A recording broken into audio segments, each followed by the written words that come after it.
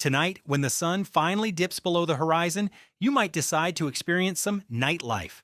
You'll order an overpriced rideshare, stand in a line outside a loud room, and pay $20 for a drink that is mostly ice. You'll be surrounded by artificial neon lights, scrolling through glowing screens, completely safe from the natural world. But for 99.9% of human history, nightlife wasn't a party, it was a hostage situation. When the sun set 10,000 years ago, the world didn't just get dim, it was erased. The switch didn't exist. Candles didn't exist. There was only the black sky, the terrifying sounds in the brush, and whatever meager flames you could keep alive. For over 300,000 years, every single one of your ancestors spent roughly half of their entire existence in near total darkness. So what did they actually do for all those hours? They couldn't scroll social media, they couldn't read, they couldn't even walk to the prehistoric fridge. The answer to what they did in the dark changes absolutely everything we think we know about sleep, storytelling, and what it actually means to be a human being. Let's establish the ground rules of the ancient world. Before we conquered the night, our ancestors were exactly like every other primate on the planet. They were, biologically speaking, daytime creatures. Human eyes are phenomenal at spotting ripe fruit in a sunlit tree, but in the dark, we are pathetic. We are functionally useless. Compare our terrible night vision to the things that actively wanted to eat us: leopards, cave hyenas, wolves, big cats. To them, the darkness wasn't a handicap, it was a hunting advantage. They could see perfectly fine, you could not. Therefore, moving at night meant you were no longer a hunter-gatherer. You were an appetizer on legs. When the sun went down, you either climbed a really tall tree, found a very deep cave, and you stayed absolutely perfectly still. You did not mingle. You did not go for a midnight stroll. The useful day was over. In the summer, that meant maybe 12 hours of daylight, but in the winter, you were hiding in the dark for up to 14 to 16 hours every single day. Imagine the sheer, crushing boredom and terror of sitting in pitch black for 14 hours just listening to the sounds of giant cats fighting over a carcass in the distance, and then someone figured out how to control the spicy bright orange thing, fire. The earliest solid evidence of humans controlling fire dates back roughly 1 million years ago in Wonderwork Cave in South Africa. But fire didn't just cook food and keep frostbite away. Fire completely, radically restructured the human day, literally overnight. A decent campfire creates a circle of safety roughly 30 feet in diameter. It was the world's first VIP section. Inside that circle of light, predators would not enter. Wild animals have a deeply ingrained, instinctual terror of fire. Inside the circle, you live. Outside that circle, you die. This is not an exaggeration. Even today, anthropologists studying modern hunter-gatherer groups have documented that people who wander away from the fire at night are significantly more likely to be killed by predators. The fire was your shield. But here is what is truly fascinating. Fire didn't just protect humans, it gave them something no primate had ever possessed in the history of the Earth. It gave them extra hours. Fire magically added 2 to 4 usable hours to every single day. And over thousands of generations, those extra hours fundamentally changed our species. In 2014, an anthropologist named Polly Wiesner published a groundbreaking study. She spent years recording the exact conversations of the Jew/Hawansi Bushmen of the Kalahari Desert, one of the last groups on Earth living a lifestyle very similar to our ancient ancestors. What she found was striking. During the day, 80% of all conversations were strictly practical. Who is hunting where? Are those berries poisonous? Can I trade you this rock for that stick? Daytime talk was pure logistics. It was the prehistoric equivalent of answering emails. But at night, around the fire, the entire character of human communication flipped. At night, 81% of conversations were stories, tales of people in distant lands, grand adventures, myths about the stars and the origins of the world, jokes that made the whole camp roar with laughter.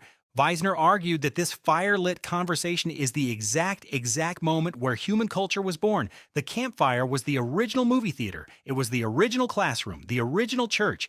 It is where humans learned to think beyond the brutal, immediate present. It's where we learned to imagine things that didn't exist yet. The night is where we became us. But the ancient night wasn't just about stories. There was something else happening in the dark, something so deeply ingrained in our biology that scientists only managed to rediscover it in the last 30 years. You were not designed to sleep the way you sleep right now.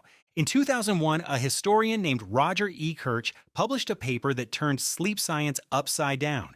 He had spent 16 years digging through historical records, and he found something that baffled everyone. Over 500 separate references spanning centuries, continents, and cultures. He found it in prayer books from the 1400s, in court records, medical texts, letters from ordinary farmers, even passages in ancient Greek poetry. And they all casually mentioned the exact same thing: first sleep and second sleep.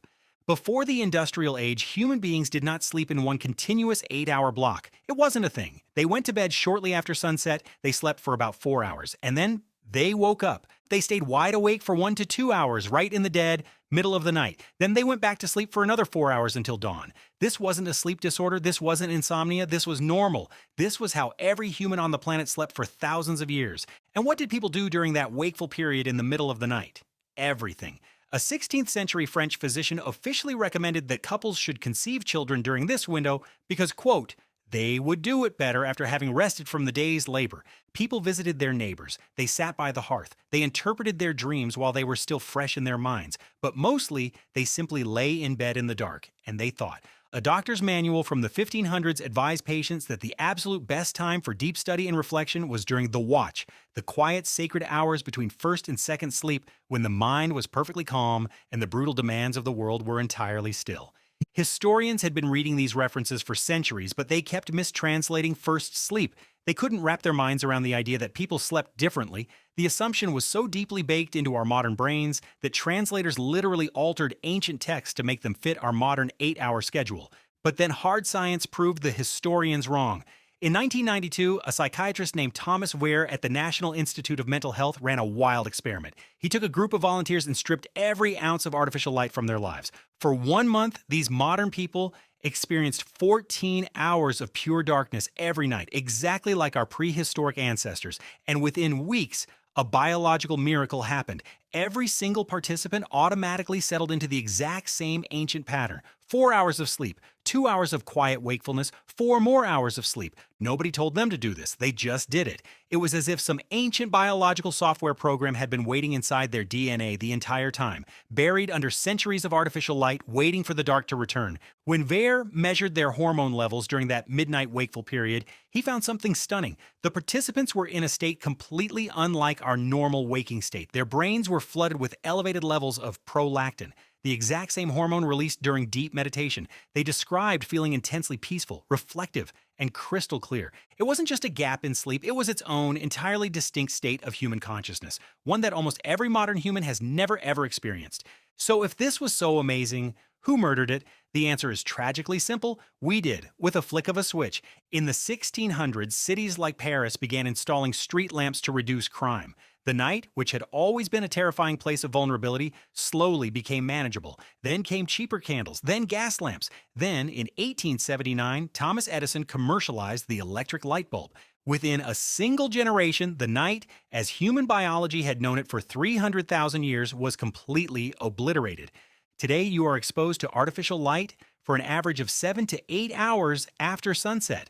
This light, especially the blue light radiating off the screen you are probably holding right now, actively suppresses your body's production of melatonin. Your brain is incredibly smart, but it is also incredibly stupid. It does not know the difference between an LED screen and the actual sun. When that blue light hits your retina at midnight, your brain screams, "It's daytime." It delays your melatonin, it shatters your circadian rhythm. We didn't just change our bedtimes, we deleted a phase of human consciousness. The quiet, reflective meditation between first and second sleep is gone. Instead, we have millions of people waking up at 3 a.m., staring at the ceiling, gripped by anxiety. We call it insomnia. We treat it like a disease. We pop pills to force ourselves back into a single, unnatural 8-hour block. But what if it's not a disorder? What if waking up at 2 a.m. and lying there in the dark isn't your body breaking down? What if it's just your biology desperately remembering what it was built to do? For hundreds of thousands of years, your ancestors gathered around the flames and told the stories that built human civilization. They slept in 2 phases, taking time every single night to just exist in the quiet. They lived in a darkness so pure, so absolute, that the Milky Way wasn't something you had to drive hours to a national park to see. It was just the roof of their home. We traded all of that magic, all of that biology for a light switch. And the craziest part? Most of us never even knew it was gone. If you wake up at 2 a.m. tonight, do me a favor, don't look at your phone. Just lie there and enjoy your ancient biology. What do you guys think was the most surprising thing about living in the dark 10,000 years ago? Let me know down in the comments. I'll be reading them during my second sleep. Make sure to hit that subscribe button for more deep dives into the weird history of human survival, and I'll see you in the next one.